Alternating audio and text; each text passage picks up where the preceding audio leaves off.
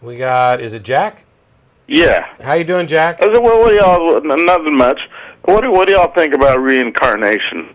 Not much. Not much?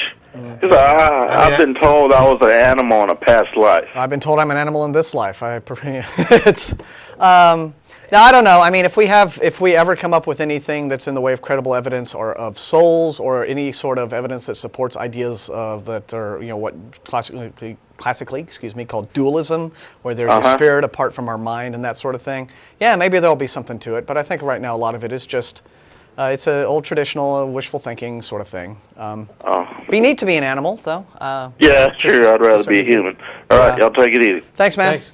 All right. But, keep exploring that. You never know where it might take you. Yeah, and I'm slightly off track from Martin on this. Not that I talked about this today too, that the possibilities are, I think, great things that drive us towards discovery. But there are some ideas that I put into the realm of ridiculous, because there's only so long that you can, and that an idea can be presented repeatedly without any evidence to support it. Sure. Before you start, instead of thinking, okay, there's something to this, now you think the thing that there is to this is not supernatural, it's not what they're claiming, but is in fact more likely to be the result of human desires, human fallibilities, human concerns. Everybody'd like for life to keep going, and reincarnation's a cool idea. Yeah, it's another variant of heaven or whatever sort of this idea that we'll just be able to continue on, and that's a natural desire. I think. And I'd also say that I don't. If you're somebody who believes in reincarnation, I disagree with you. I don't have a problem with you believing it. Yeah. Unless you're making decisions in your life based on reincarnation being true. Yes. Then I have a problem, and I'd hope that you'd see the problem yourself. And that is, this is the one and only life we know we're going to get.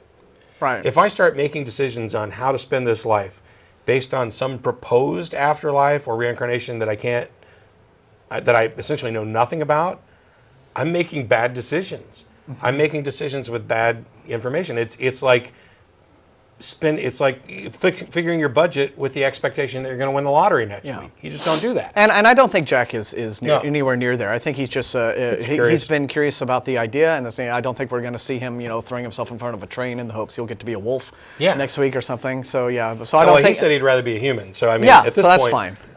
But I'd rather be a god. Conceptually, here's another problem that I have with the reincarnation, which is that if we're all just sort of spirits that are just kind of going from one body to renting our bodies in from one life to the next, then where did it all come from initially? Where did that first spirit that inhabited the very first body had to have some sort of origin? Couldn't have been reincarnated from something.